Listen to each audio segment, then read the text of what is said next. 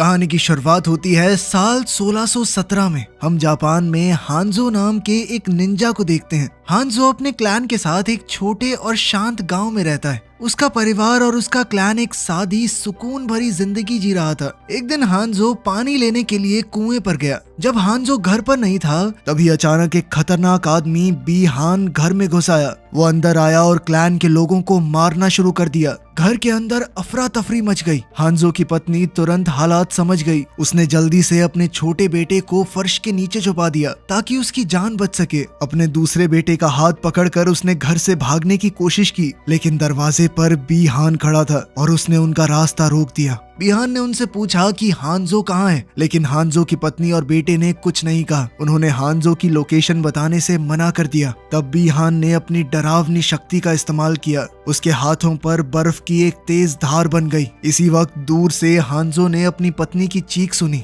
वो तुरंत पानी की बाल्टी छोड़कर बहुत तेजी से घर की तरफ दौड़ा, लेकिन जब हांजो घर वापस पहुंचा तब बहुत देर हो चुकी थी। उसने देखा कि उसकी पत्नी और बेटा जमीन पर पड़े हुए थे। दोनों मर चुके थे। उनके शरीर पर बर्फ जम गई थी। ये देखकर हांजो का दिल टूट गया और उसके अंदर बहुत ज्यादा गुस्सा और दर्द भर गया। उसी समय झाड़ियों से कुछ दुश्मन बाहर आए। उन्हें देखते ही हांजो ने तुरंत अपनी तलवार निकाली और लड़ना शुरू कर दिया। हांजो बहुत मंजा हुआ फाइटर था। उसने एक एक करके सबको मार दिया। फिर और हत्यारे झाड़ियों से बाहर आए। हांजो ने अपना चाकू निकाला और उसे एक रस्सी से बांध दिया। फिर उसने चाकू को घुमाया और अपने दुश्मनों पर फेंका। वो बिना रहम किए अपने दुश्मनों को खत्म करता गया। थोड़ी देर बाद हांजो को बाएहान मिल गया। हांजो ने तुरंत कुनाए फेंका, जिससे सीधा बाएहान का चेहरा कट गया। इसके बाद दोनों के बीच एक जबरदस्त लड़ाई शुरू हो गई। बाएहान ने हांजो का ही हथियार पकड़कर उसके पेट में घुसा दिया। हांजो ने तुरंत अपने सर से हमला किया और खुद को छुड़ाया, लेकिन बाएहान ने उसकी गर्दन पकड़कर अपनी बर्फ जमा देने वाली ताकत का इस्तेमाल किया। हांजो जल्दी से दूर हटा और अपनी तलवार से बाएहान के पेट पर वार किया,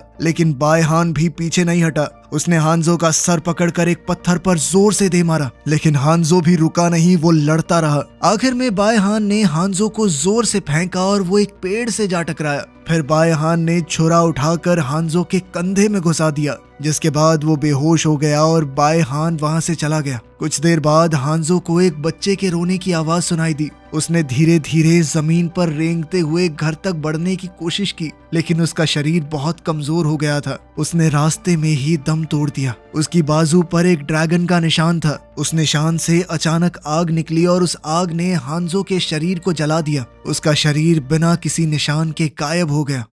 उस वक्त रेडन नाम का एक आदमी अचानक जादू से वहां आया। उसने छोटे बच्चे को उठाया और वहां से ले गया। बताया जाता है कि इस दुनिया में 6 अलग अलग टुकड़े हैं। इंसान अर्थ रेल्म में रहते हैं। इन सभी रेल्म्स का आपस में एक फाइट टूर्नामेंट होता है जिसका नाम मॉर्टल कॉम्बैट है। अगर अर्थ रेल्म से जल्द ही कोई टूर्नामेंट नहीं जीता तो आउटवर्ल्ड नाम का एक रेल्म धरती पर हमला कर देगा। एक पुरानी भविष्यवाणी भी है जिसमें बताया गया था कि हांजो का खून एक दिन बहुत ही उम्दा खिलाड़ियों को इकट्ठा करेगा और अर्थ रेल्म को जीत दिलवाएगा। अब कहानी आज के समय पर आई। हम कोल नाम के एक खिलाड़ी को देखते हैं जो एक MMA फाइट के लिए केज में घुसा। लोग बहुत एक्साइटेड थे। उनमें से एक जैक्स भी था जो कि बड़े ध्यान से फाइट को देख रहा था। कोल बहुत अच्छे से लड़ा, लेकिन उसके ओपोनेंट ने उसे चोक होल्ड में पकड़ लिया। उसने कोल को इतनी देर तक पकड़ कर रखा कि कोल फाइट हार गया। बाद में बाथरूम के अंदर कोल अपना मुंह धो रहा था। तब उसे अचानक एक विजन दिखाई दिया।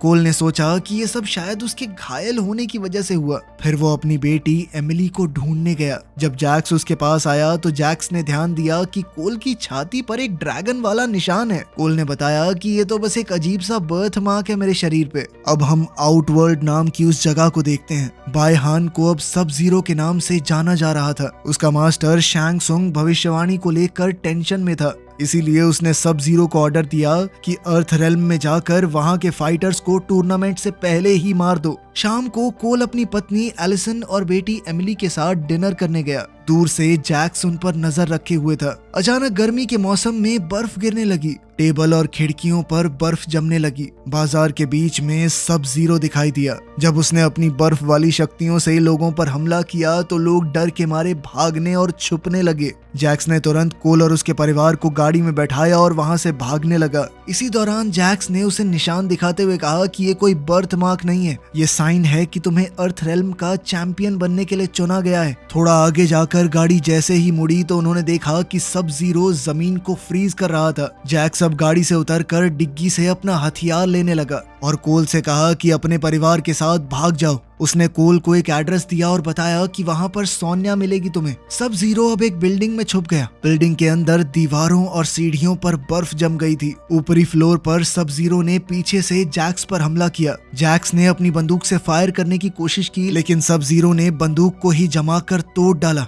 दोनों के बीच हाथापाई शुरू हो गई। जैक्स ने उसका जमकर मुकाबला किया, लेकिन सब जीरो के आर्मर और उसकी ताकत की वजह से उसे कोई नुकसान नहीं हुआ। सब जीरो ने जैक्स को खिड़की से बाहर फेंक दिया और उसे बाजू से पकड़कर उसके दोनों हाथ जमा दिए, जो कुछ देर बाद जमकर फट गए। फिर उसने जैक्स को नीचे एक गड्ढे में फेंका और समझा कि वो तो मर गया। आउटवर्ल्ड में मिलीना ने शैंगसुंग को बताया कि सब जीरो ने एक चैंपियन को तो मार दिया है, लेकिन दूसरा भाग गया। शैंगसुंग ने कहा कि और असासिन्स को भेजो। उसने बताया कि मैंने आखिरी के 9 टूर्नामेंट चीटिंग करके ही जीते हैं। उधर कोल अपने परिवार को घर पर छोड़कर जैक्स के दिए हुए एड्रेस पर गया। जब वो कबाड़ खाने में घुसा तो सोनिया ने तुरंत उस पर हमला किया और उसे आसानी से गिरा दिया। कोल ने जब जैक्स का नाम लिया तो सोनिया ने कहा कि प्रूफ के तौर पर अपना निशान दिखाओ। निशान देखने के बाद वो घर के अंदर गए, जहाँ सोनिया ने रिसर्च रूम दिखाया। उसने बताया कि 7 साल पहले ब्राजील में उसने पहली बार ड्रैगन मार्क को देखा था। जब जैक्स ने एक आदमी को हराया तो मार्क उसके शरीर पर ट्रांसफर हो गया। रिसर्च से पता चला कि ये एक सीक्रेट टूर्नामेंट है जिसमें ड्रैगन मार्क वाले फाइटर्स को लड़ने के लिए चुना जाता है। धरती को बचाने के लिए तुम्हें लड़ना होगा। उन्हें ज्यादा से ज्यादा चैंपियंस को बचाने की जरूरत है, क्योंकि अर्थ चैंपियंस लड़ने से पहले ही मारे जाते हैं। तब कोल ने हांजो की फोटो देखी और उसे फिर से वही अजीब से विजन्स दिखाई दिए। तब अंधेरे से कुछ आवाज आई। लाइट ऑन हुई तो पता चला कि सोनिया ने एक प्रिजनर को पकड़ रखा था जिसका नाम कानो है। कानो पैसों के लिए लड़ने वाला एक फाइटर था। उसके शरीर पर निशान तब आया जब उसने एक चैंपियन को मार डाला। कानो सोनिया के बारे में बहुत गंदी बातें कर रहा था, तो सोनिया ने उसे मुक्का मार के चुप कर दिया। अचानक से लाइट चली गई। सोनिया ने छत पर एसिड से बना हुआ एक छेद देखा। तब एक अदृश्य जीव कमरे में हिलने लगा। चीजें गिरने लगी और उसने कोल पर हमला कर दिया। फिर उस क्रीचर ने कानो को भी गिरा दिया। सोनिया ने हिसाब लगाकर अपनी बंदूक से फायर किया, जिससे वो क्रीचर थोड़ा दिखने लगा। वो एक रेप्टाइल था। उसने कानो के ऊपर अपने पंजों से जबरदस्त हमला किया। उधर सोनिया की गोलियां खत्म हो गई तो उसने चाकू फेंके। पहले 2 चाकू रेप्टाइल को लगे, लेकिन वो भाग गया। तीसरा चाकू गलती से कानो की टांग में लग गया। अब रेप्टाइल फिर से गायब होकर सीलिंग में छुप गया। उसने घर की बीम पर एसिड थूक दिया और फिर सोनिया और कोल पर हमला किया। दोनों उसे देख नहीं पा रहे थे, तो अपना बचाव करना मुश्किल हो रहा था उनके लिए। कानो ने नोटिस किया कि एसिड धीरे धीरे मेटल बीम को गला रहा है। ये देखकर कानो ने तुरंत एक आइडिया लगाया। उसने अपनी हथकड़ियां तुरंत उस बीम के नीचे रख दी, ताकि हथकड़ियां कमजोर होकर टूट जाएं और उसके हाथ आजाद हो जाएं। थोड़ी देर बाद मेटल कमजोर हुआ और हथकड़ियां टूट गई। फ्री होते ही कानो तुरंत फाइट में वापस आ गया। उसने अपनी टांग में लगा हुआ चाकू निकाला और साथ ही एक फ्लेयर जलाई, जो उसने बिना वक्त बर्बाद किए रेप्टाइल के शरीर में घुसा दी। जैसे ही वो फ्लेयर क्रीचर के शरीर में गई, वो दर्द के मारे इधर उधर भागने लगा। भागते वक्त उसने कमरे में आग लगा दी और इसी दौरान वो दिखने लगा। अब तीनों इंसान मिलकर उस क्रीचर से फाइट करने लगे। रेप्टाइल ने अपनी लंबी जीभ निकाली और कानो को पकड़ लिया। ये देखकर कोल ने तुरंत सोनिया की तरफ एक चाकू फेंका। सोनिया ने छलांग मारी और हवा में ही रेप्टाइल की छाती में चाकू घुसा दिया, लेकिन उसके बाद भी रेप्टाइल ने उसे जोर से धक्का देकर नीचे गिरा दिया। लेकिन इस सब के दौरान कानो छूट गया। आजाद होते ही उसने बिना देर किए अपने हाथों से मॉन्स्टर को छेद दिया, यहाँ तक कि उसके शरीर से दिल ही बाहर निकाल दिया। इस तरह रेप्टाइल का खात्मा हुआ। फाइट के बाद सोनिया बहुत फ्रस्ट्रेटेड और परेशान हो गई, क्योंकि उसकी सारी रिसर्च जलकर खत्म हो गई थी। तब कानो ने बताया कि मुझे एक मंदिर की लोकेशन पता है जहां चैंपियंस टूर्नामेंट से पहले ट्रेनिंग करते हैं। लेकिन कानो ने सीधे तौर पर कहा कि लोकेशन बता दूंगा, पर फ्री में तो नहीं। सोनिया ने कहा कि अगर तुम हमें वहां पर ले चलो तो तुम्हें $3 मिलियन दिए जाएंगे। इतने पैसे सुनकर कानो तुरंत मान गया, लेकिन बाद में सोनिया ने कोल को साइड में ले जाकर कहा कि इतने पैसे है ही नहीं मेरे पास।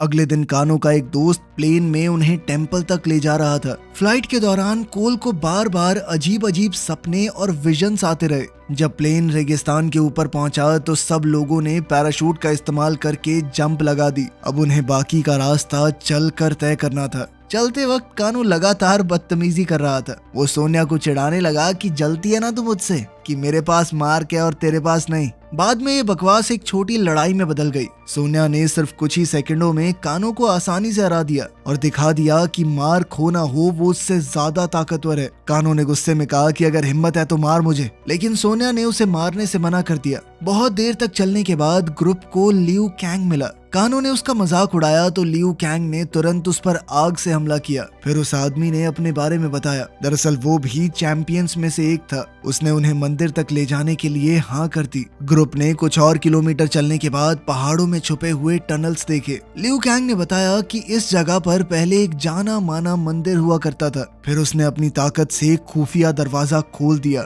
अंदर वाले कमरे में बहुत से टूर्नामेंट्स की पेंटिंग्स बनी हुई थी जिनसे दीवारों को सजाया गया था। इन पेंटिंग्स को देखकर कोल को अपने विजन्स याद आए। वहीं कानो ने वहां से कुछ चीजें चुराने की कोशिश की, लेकिन लियू कैंग ने सीधे तौर पर कहा कि वापस रखो उन्हें। तब सोनिया ने देखा कि कुछ मॉन्क्स एक कमरे के अंदर जा रहे थे। वो उनके पीछे गई और वहां पर जैक्स को बेहोश पड़ा हुआ देखा। लियू कैंग ने बताया कि उसके घाव बहुत गहरे हैं, लेकिन हो सकता है कि मॉन्क्स उसे ठीक कर पाएं, लेकिन इसमें थोड़ा वक्त तो लगेगा। फिर लियू कैंग ने सबको लॉर्ड रेडन से मिलवाया। रेडन ने उन्हें देखा और कहा कि ये लोग अभी लड़ने के लिए तैयार नहीं है। कानो थोड़े नखरे करने लगा तो रेडन ने उसे बिजली का झटका दिया। फिर रेडन ने बताया कि आउटवर्ल्ड लगातार 9 टूर्नामेंट जीत चुका है और अगर वो एक बार और जीत गए तो धरती पर हमेशा के लिए उनका कंट्रोल हो जाएगा। तभी अचानक ठंडी हवा चली और लियू कैंग की आग बुझ गई। लियू कैंग समझ गया कि सब जीरो यहाँ तक पहुँच चुका है। उसने तुरंत फायरबॉल फेंका, लेकिन सब जीरो उससे बच गया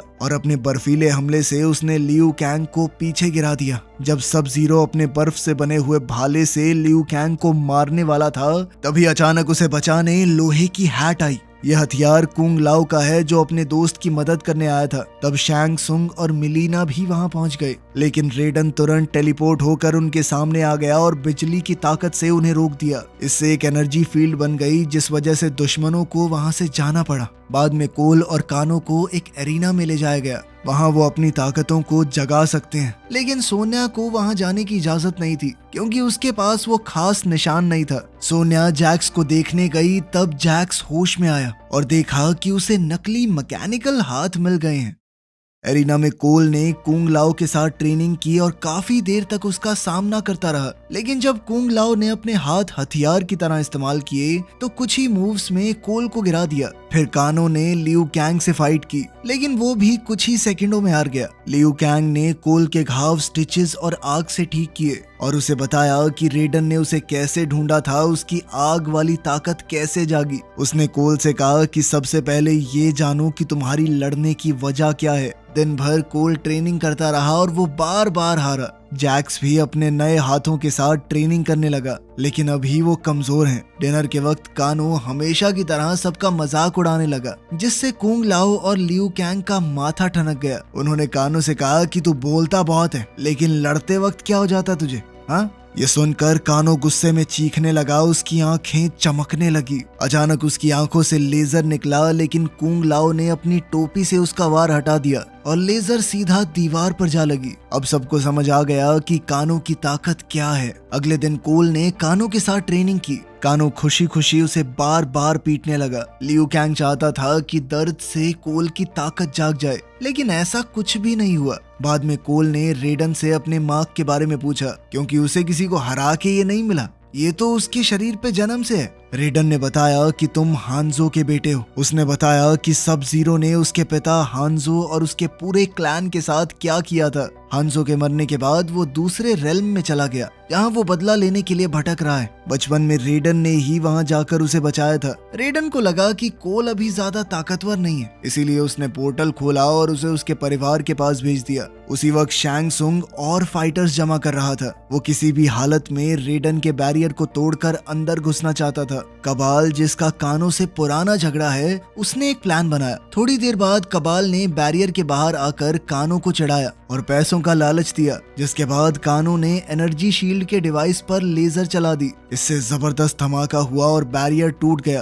काला धुआं मंदिर के अंदर भरने लगा था। मौका देखकर शैंग सुंग अपनी टीम के साथ अंदर आ गया और जबरदस्त लड़ाई शुरू हो गई। जैक्स रिको नाम के एक फाइटर से लड़ रहा था, लेकिन रिको ने उसे हथौड़े से गिराकर बेहोश कर दिया। वहीं सोनिया मिलीना से फाइट कर रही थी। मिलीना काफी ज्यादा ताकतवर थी और उसने कई बार अपने चाकू से सोनिया पर हमला किया और फिर सोनिया को उठाकर एरिना में फेंक दिया। वो इतनी वहशी थी कि अपने हथियार पर लगे खून को चाट कर साफ करने लगी। तब उसे पता चला कि सोनिया तो चैंपियन ही नहीं है, इसीलिए उसने उसे मारा नहीं, क्योंकि ऐसा करने का कोई फायदा नहीं था। मिलीना के जाने के बाद कानो ने उसे पकड़ लिया और उसके घाव में अपना अंगूठा डाला, फिर उसे पत्थरों पर फेंका और अपने लेजर से स्टैचू पर हमला किया, जिसके बाद सारा मलबा टूटकर सोनिया के ऊपर गिर गया। जब जैक्स होश में आया तो उसने सोनिया को पत्थरों के नीचे फंसा हुआ देखा। उसने बहुत कोशिश की पत्थरों को हटाने की, लेकिन नहीं कर पाया। अपनी दोस्त को बचाने की कोशिश में उसने अपने अंदर की ताकत जगा दी।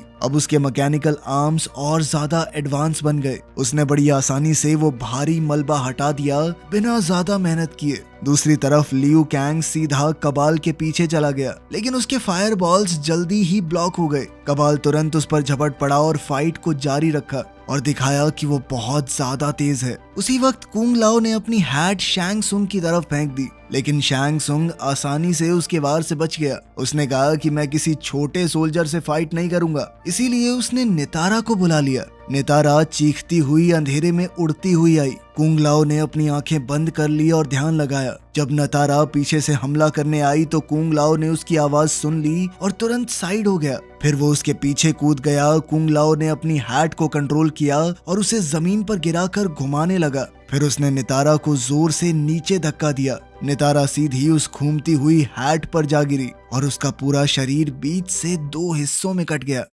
उसी वक्त काला धुआं चुपके से कोल यंग के शेड में घुस गया। कोल को महसूस हुआ कि कुछ तो गलत है, इसीलिए वो बाहर गया और वहां उसने गोरो को देखा। इस दुश्मन ने कोल को एक साइड में फेंक दिया और उसके परिवार की तरफ बढ़ने लगा। कोल ने उसे अपना निशान दिखाया ताकि गोरो का ध्यान उसके ऊपर ही रहे। फिर कोल शेड के अंदर गया, एक क्रॉस बार उठाई और छुप गया। इंतजार करने लगा कि गोरो दरवाजे से आए, लेकिन गोरो ने सीधा दीवार तोड़ दी और अपनी कई बाजुओं से कोल को पकड़ लिया। वो उसे बुरी तरह पीटने लगा। गोरो ने तो लकड़ी की बीम्स तक तोड़ डाली और उन्हें हथियारों की तरह इस्तेमाल किया। इससे शेड टूटने लगा और कोल ने जल्दी से बाहर निकलने की कोशिश की, लेकिन मलबा ऊपर गिरने की वजह से वो फंस गया। पर गोरो ने अभी भी उसे छोड़ा नहीं। उसने कोल को मलबे से बाहर निकाला और उसकी रीढ़ की हड्डी निकालने को तैयार हो गया। तब एलिसन ने कुल्हाड़ी उठाई और गोरो पर वार किया, लेकिन गोरो ने उसे धक्का देके साइड कर दिया। अब एलिसन और एमिली कार की तरफ भागी और सोचा कि गाड़ी से कुचल देते हैं इसे,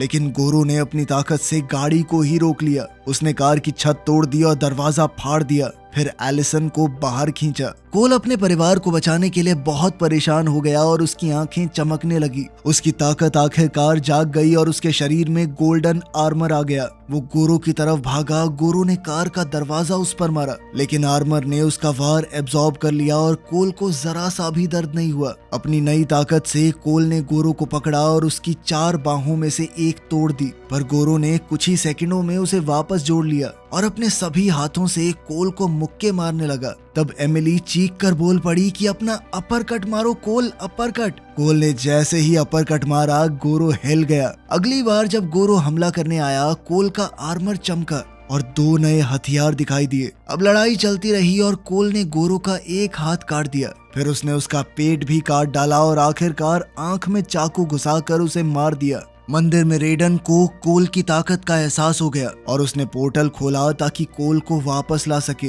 रेडन ने लाइटनिंग एक्टिवेट की और चैंपियंस को बचाने की कोशिश की, लेकिन वो सिर्फ जैक्स और सोनिया को ही टेलीपोर्ट कर पाया। जब वो बाकी लोगों को वहां से ले जाने वाला था, तब सब जीरो ने आइस अटैक किया और लाइटनिंग को ब्लॉक कर दिया। अब कोल जमीन पर गिर गया। सब जीरो दोबारा हमला करने वाला था कि तभी कुंग लाओ ने अपनी हैट उसकी तरफ फेंक दी। तब शैंग सुंग ने अपनी ताकत से कुंग लाओ को अपनी तरफ खींच लिया और उसकी आत्मा निकाल कर उसे मार डाला। लियू कैंग ने उसकी चीख सुनकर कबाल को मुक्का मारा और एरिना की तरफ भागा, लेकिन तब तक बहुत देर हो चुकी थी। कोल ने लियू कैंग को पकड़ लिया ताकि वो कोई बेवकूफी ना करे। तभी एक लाइटनिंग आई और उन्हें टेम्पल से बाहर टेलीपोर्ट कर लिया। पूरी टीम अब एक वॉइड में खड़ी थी। ये अलग अलग दुनियाओं के बीच ऐसी जगह है जहां उन्हें ट्रैक नहीं किया जा सकता। रेडन ने कोल को उसके पिता हांजो का चाकू दिया और सबको अलग अलग जगहों पर फाइट्स को रोकने के लिए भेजा। जैक्स रिको के सामने आया और उसने हथियार को अपने नए हाथों से रोक दिया।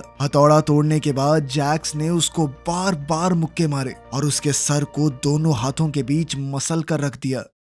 कानो इस वक्त सोनिया के घर पर है। सोनिया फर्श के नीचे से चुपके से निकली और हाथ से उसकी टांग काट दी। फिर पीछे से हमला करके उसकी कमर में चाकू घुसा दिया। दोनों के बीच लड़ाई शुरू हो गई। सोनिया ने एक बोतल तोड़कर कानो के मुंह पर मारी और उसकी लेजर को रोक दिया। फिर वो वहां से गायब हो गई। कानो को लगा कि वो हाथ से नीचे गई है, लेकिन वो दूसरे कमरे में थी। सोनिया ने मौका देखकर उस पर एसीटोन की बोतल फेंक दी, जिससे उसकी आंख कुछ देर के लिए बंद हो गई। बाथरूम में लड़ाई चलती रही। दोनों चीजें उठा उठाकर एक दूसरे को मारते रहे। आखिरकार सोनिया खिड़की से बाहर निकल गई। कानो उसके पीछे गया और उसे चोक होल्ड में पकड़ लिया। तब सोनिया को जमीन पर एक गार्डन ग्नोम मिला और उसने उसे कानो की आंख में घुसाकर उसे मार डाला। ये होते ही उसके हाथ पर मार खा गया। वहीं लियू कैंग कबाल के लिए तैयार था। वो कबाल की तलवारों से बचता हुआ आग वाले मुक्कों से हमला कर रहा था। फिर उसने कबाल की छाती पर कई लातें मारी और उसे काले दलदल में गिरा दिया।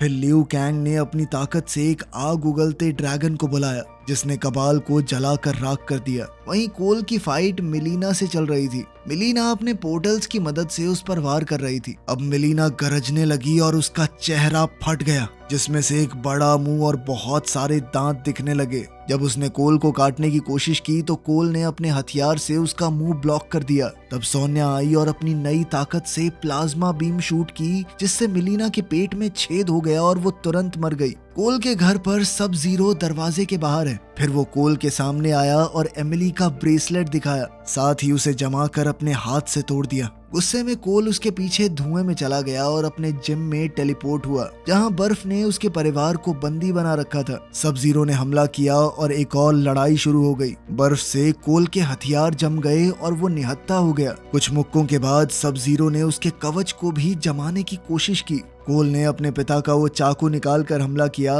लेकिन सब जीरो ने उसी पर पलटवार कर दिया। कोल ने भी उसे अपने हाथ से रोका, लेकिन चाकू से उसका हाथ कट गया और खून निकलने लगा। खून लगते ही वो चाकू आग की तरह जलने लगा। सब जीरो समझ गया कि ये तो हांजो का चाकू है। वो इससे कोल को खत्म करने वाला था कि तभी अचानक एक चेन उसके हाथ में घुस गई। यह हांजो है जो मुर्दों की दुनिया से वापस आ गया था। हांजो चेन खींचकर सब जीरो को पास लाया और अपनी बड़ी तलवार से हमला किया। सब जीरो ने भी आइस ब्लेड की मदद से बचाव किया। दोनों लड़े, लेकिन मौका देखकर हांजो ने अपना चाकू सब जीरो के शरीर में घोंप दिया और कहा कि अब उसका नाम स्कॉर्पियन है। जब दोनों लड़ रहे थे, कोल अपनी ताकत पर ध्यान लगा रहा था ताकि वो बर्फ को तोड़ सके। जीरो ने स्कॉर्पियन के हाथ पर वार किया और उसके खून को कंट्रोल करके एक नया ब्लेड बना दिया। फिर उसने स्कॉर्पियन की पीठ में चाकू घुसाकर उसे बर्फ की दीवार पर जोर से फेंका, लेकिन स्कॉर्पियन ने हार नहीं मानी। वो लड़ता रहा। तब सब जीरो ने बर्फ से अपनी एक कॉपी बना दी